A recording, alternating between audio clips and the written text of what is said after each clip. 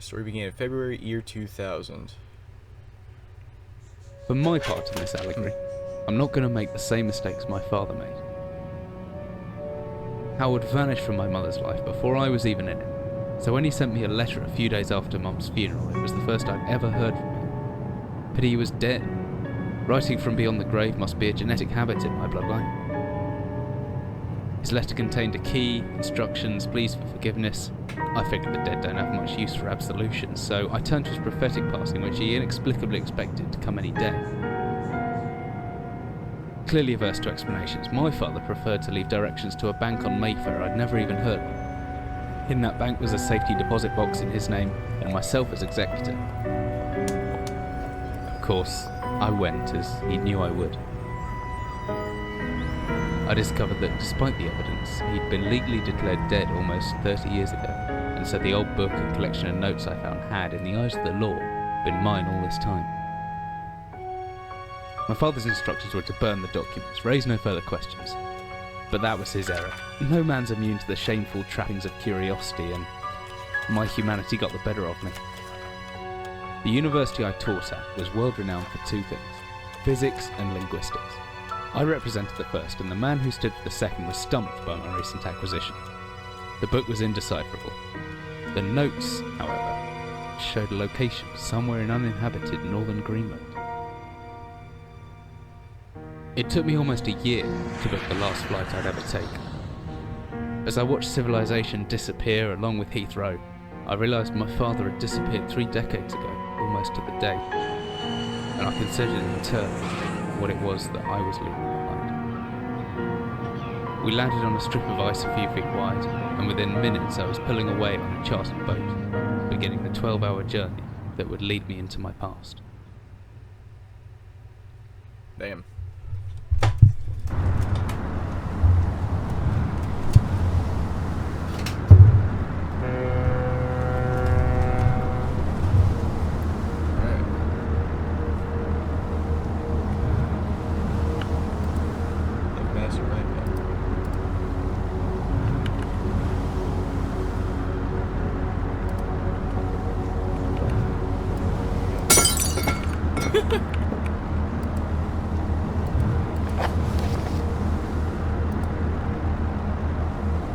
Just gonna jettison some Jack Daniels, you know.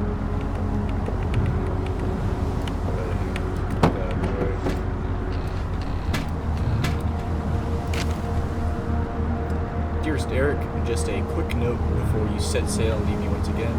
I've left you a little something to remember me by in the chest at the foot of your bed. I really don't know why you still only have one bed on board. Taking shifts because of it is no way to get rest. But what does a fisherman's wife know of life at sea? I'll be praying every night for you to make the catch you need, so that you can come home to me safely and soon. Please, don't be gone for 5 weeks like last time. I know I might nag sometimes, but I do love you, you know. I'll wash those overalls of yours. I know you'll get them covered in assorted fish parts in no time, but I still feel better knowing that they've had a wash. Before I forget, the Hendricksons in the village have asked me to see if you'll be coming by any trout, but I said they're mostly out of season. If you do happen upon any, don't say anything, stow them well in the ice, and I'll do something special with them to celebrate when you come home to me. The ship's captain deserves a little special treatment once in a while. Take care, my love.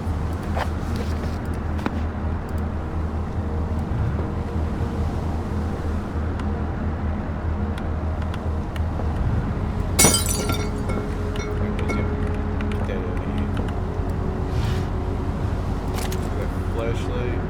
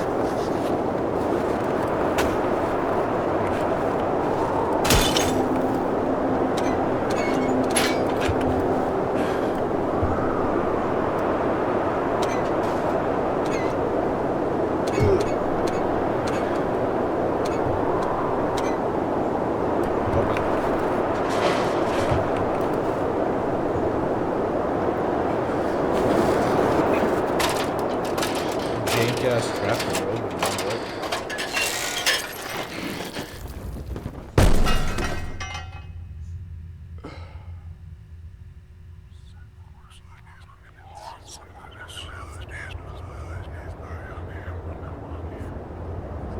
man, what was that?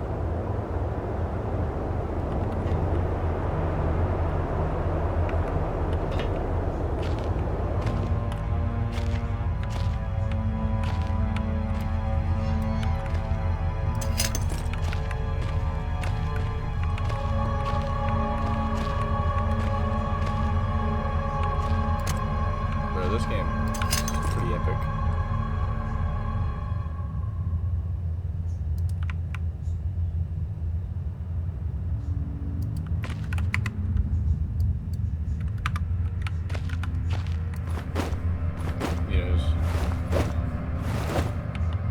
I'm gonna thwack the shit out of someone with it. Forgot what it is.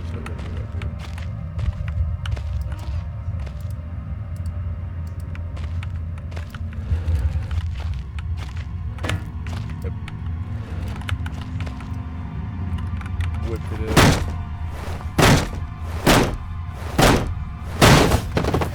There we go. Yeah, just brute force it. Imagine needing to do puzzles, man. Just beat the crap out of it.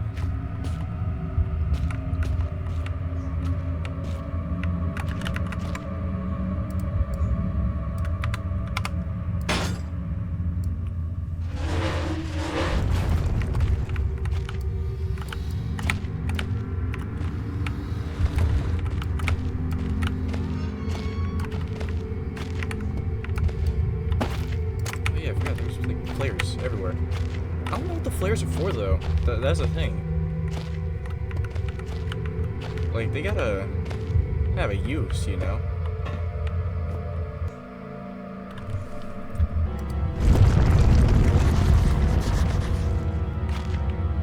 Yeah.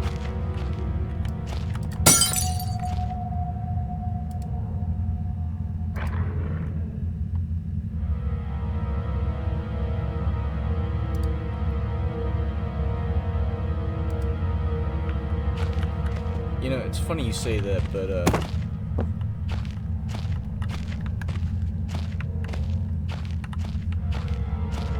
the doggies in this game, a boulder is just the best weapon.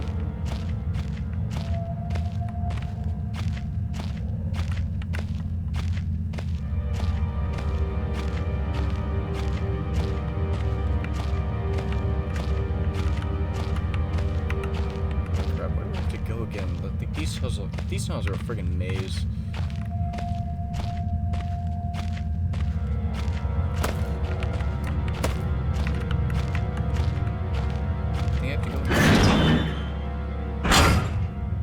Yeah, this is one of the areas I have to go to.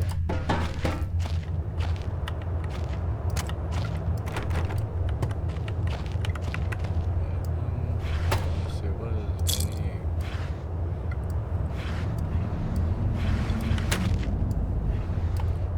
What is that? Beef jerky?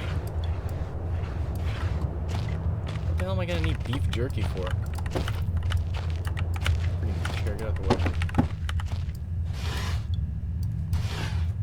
Got more beef jerky. What? What am I gonna use that on?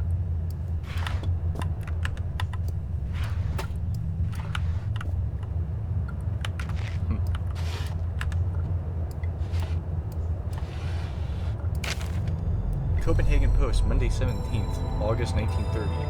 Psychotropic deposits at the bottom of Death Mine. Researchers at the University of Copenhagen have suggested that mine-altering chemicals naturally sown into the rock may be the cause of high suicide rates at a Greenland mine.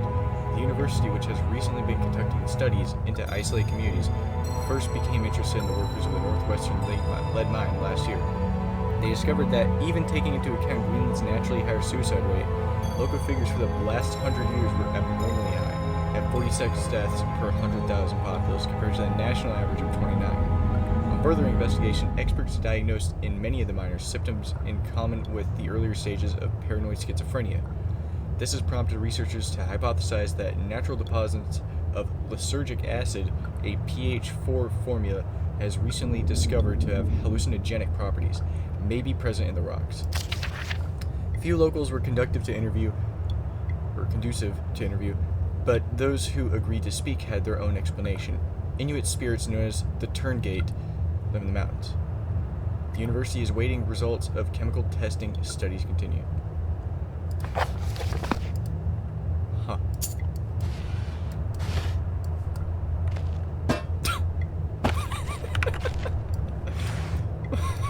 I didn't mean to launch that thing. My bad. Backstring. Officer's log. 15th August 1945. Command Bunker Emergency Airstrip Zulu Weekly Report. Another unremarkable week in Greenland. Regular supply shipment received. Standard emergency drills carried out. Routine runway maintenance completed. I have ordered maintenance to be carried out twice weekly from here on in due to increased snowfall. 1 wounded. The 1 wounded figure is no cause for concern back in London. The Germans haven't extended their front line by 4,000 miles. 2 of my men were caught manufacturing cherry bombs in our workshop/armory and succeeded in blowing off a couple of fingers. Dumbasses. I take partial responsibility for this, and that I allowed them to access the demolitions manual keep in the storeroom, and I'm sure that's where they learned the ingredients. As a precautionary measure, I have now locked up that manual in the chest in my office, and will keep the key on my person at all times. Needless to say, both men have been disciplined, and the injured man has been sent home for medical care. I cannot help but think that a more suitable punishment would have been for him to stay out here, but the matter is out of my hands. The base is so disconnected sometimes, I feel as if this war could end and we might not even hear about it out here. Supplies requisition order. Dynamite for excavation purposes, 7 bayonets, not necessary in my opinion, but procedure states we should have a full complement. 1 industrial ice pick for removing the damn ice that forms on the external hatch. 1 pair of reading glasses, category 7C. In order for myself, my glasses are in rather poor state of repair and could do with replacing.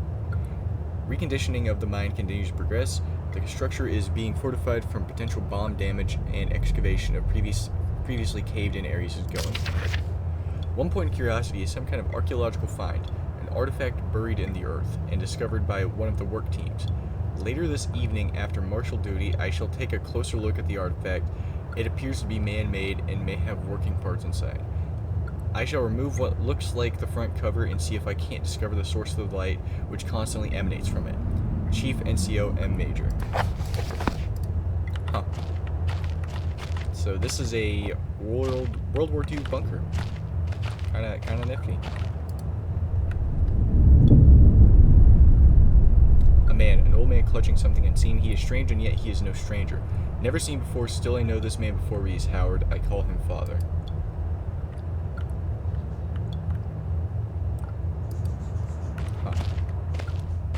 Yeah, I don't really know what the dealio with those is, but, you know, it's kind of nifty.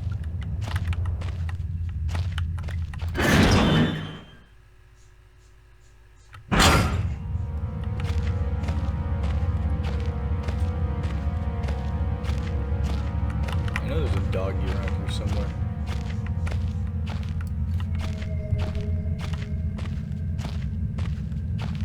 Anyways, it's kind of silly. Doggy and rock combo is just death.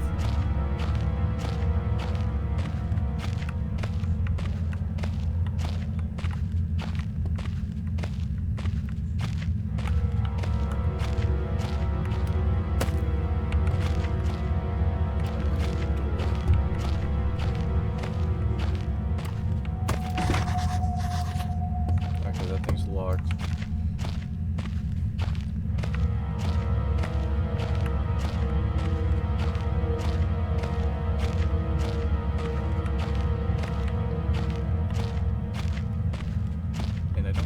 All the layout of this place, it's kind of confusing.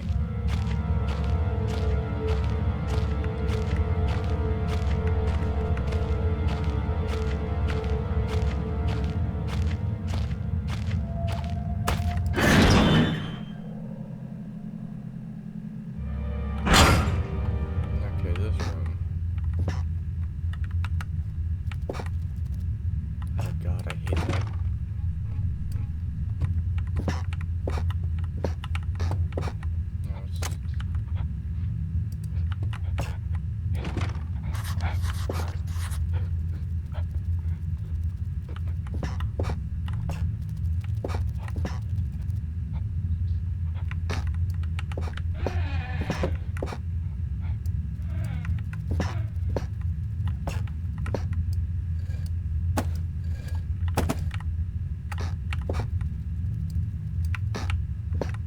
Give me the rock. Or give me the rock.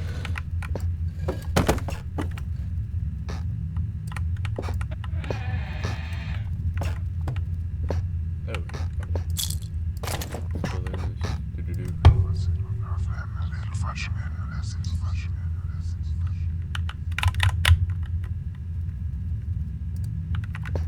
Huh.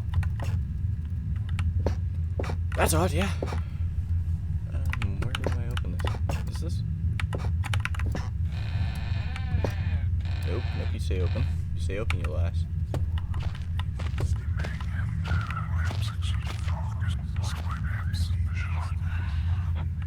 What the hell is that?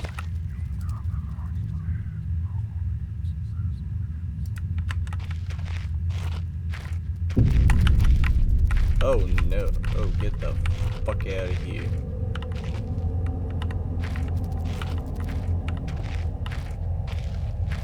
That's moderately horrifying.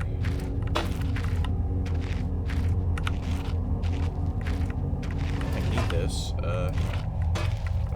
Fucking finagle this thing out. At least if a spider runs up, I'll just beat the shit out of it with this thing.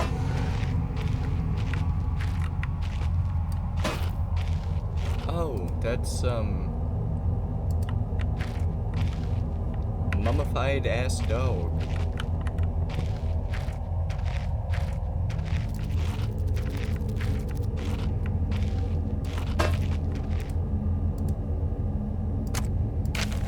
Day 1, I begin this record still in the hope that the great work we have undertaken here might one day be of scientific value, despite the chaos which has ensued in the 6 hours previous. My aim is to remain secure until what help there may be arrives, and to that end I have barricaded myself into a small workshop area in the abandoned part of the mine. I hope that the meager food rations here will keep me alive, and that those I hide from will not jeopardize that. Perhaps this mine really is cursed. It's almost precisely 30 years since the incident that brought us here, and now 30 years on, fate has struck again. I forecast that today the rescue crews would arrive, but I can only hypothesize that they would be unaware of my location and hence busy themselves evacuating the other survivors. If they have not arrived by tomorrow, I will go out in search of them. Day 6, Jesus.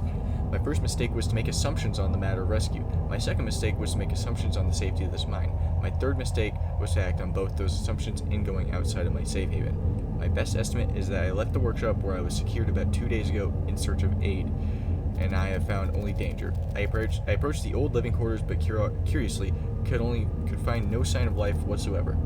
I returned in what I thought was the direction from which I had come, but soon found myself in an unfamiliar locale. Confused but focused, I attempted to make my way home, but found myself threatened by some species of feral creature which seems to have made this old mine its home. Although the specimen bore significant interest to me, I chose to retreat only to find myself outmaneuvered and outnumbered by the beasts. I turned and ran, injuring my ankle in the process, which I believe now is most likely a sprain rather than a fracture. For some time, I cowered and fled into the dark, but a few hours ago, I discovered a door leading to a smaller, disused part of the mine, the key for which I still have in my pocket. Within that area, I discovered this storeroom, and I think it should keep me safe for some time. This place is a maze. My lesson learned, I will not venture out again until I am certain the area is safe. Damn. Day 19. Rescue seems increasingly unrealistic. Supplies diminishing. Lots of spiders in this place. I do not like spiders. Day 34. I caught one of the accursed 8-legged beasts nestling in my open mouth when I woke up this morning. In my surprise, I swallowed it. It's not so much the act of swallowing which concerned me, but the genus of arachnid. It would be unlikely that a cave-dwelling spider would be venomous to any significant degree, but the possibility troubles me all the same. True. Day 35. Any known venom that would have affected me by now, and so today is the first minor cause for celebration I have had since the incident. By lucky coincidence, this revelation also means I have discovered a virtually inexhaustible supply of nutrition. I intend to venture into the basement beneath this storeroom in the name of science to discover more about these creatures' natural habitat. Day 50.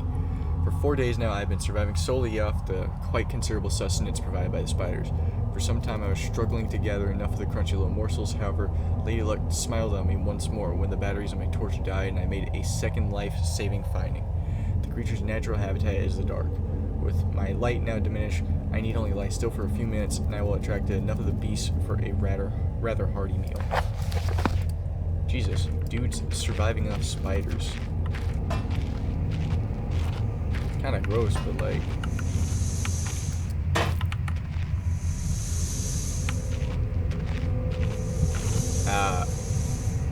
I got caught on the ladder! I got caught on the friggin' ladder!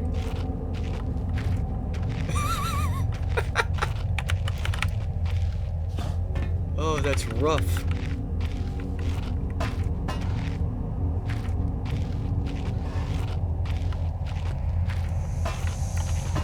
Okay, I think I have to grapple this crap again. I'm still going to. But I'm just not going to read it this time because I've already like read it out loud for you guys, you know.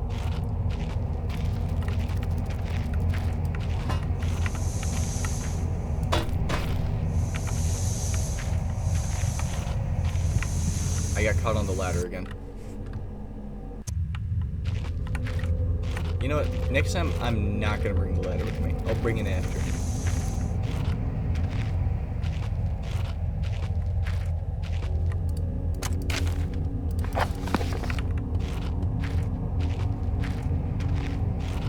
We're whipping that glow stick around. Sheesh.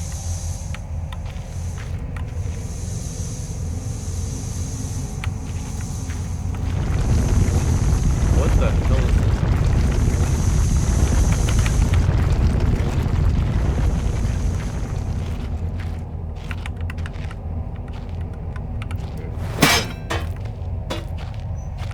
Get the hell out of here.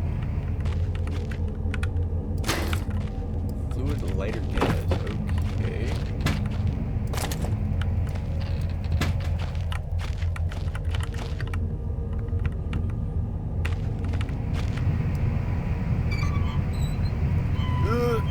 Turn it off. Turn it off.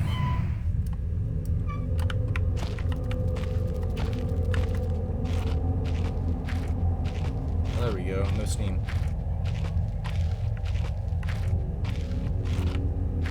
What the hell is this?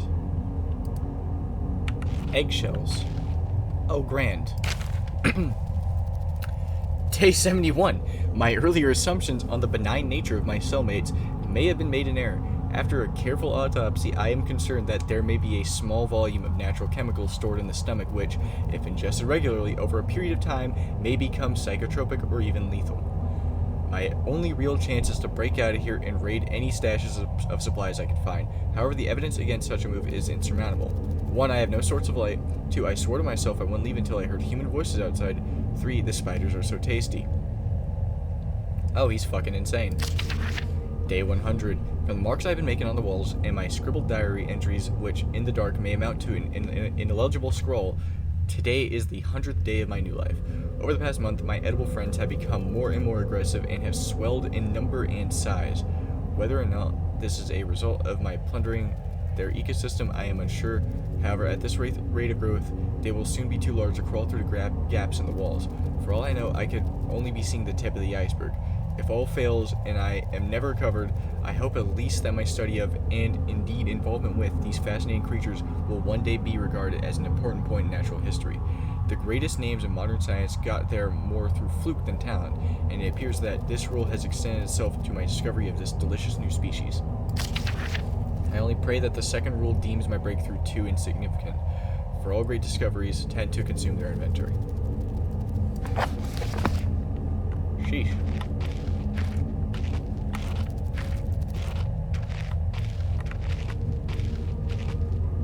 Okay, I know I'm gonna need that ladder.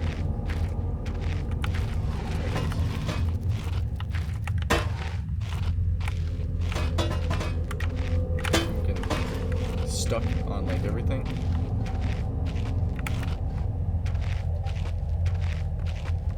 I just read Discord notification. Like,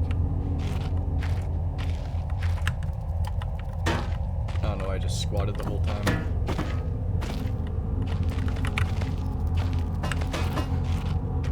Okay, yeah, was this ladder good? Do I just go back?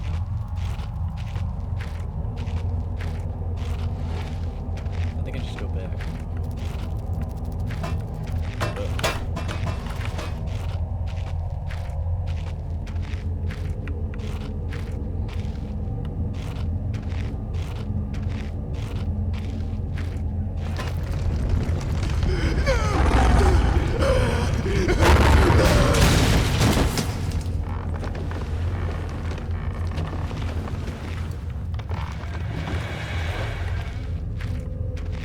Yeah, he's dead. Dead as hell.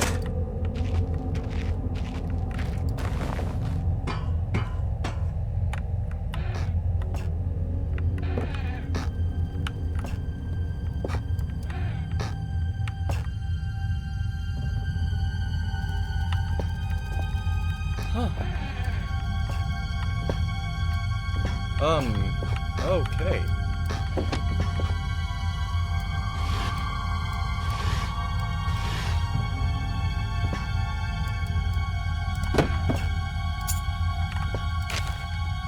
Day 200. It has been some time since I recorded any fightings in relation to the spiders with whom I have shared my existence for the past 8 months, partly due to my enforced retreat from their basement territory.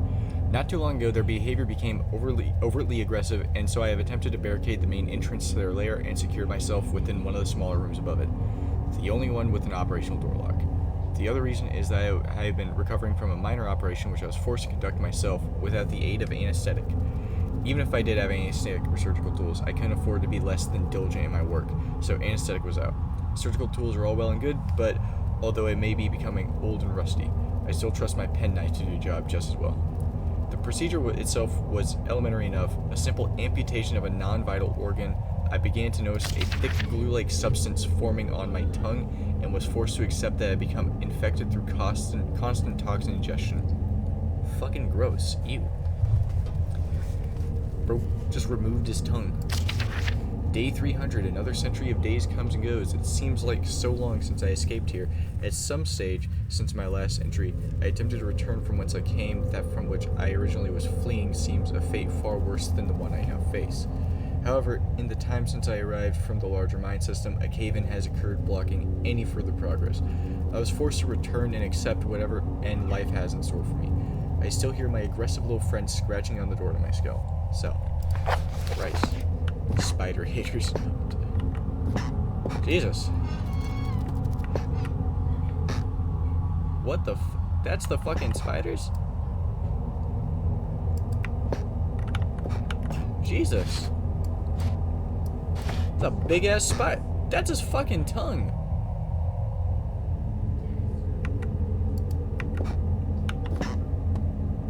His tongue was huge. What the hell?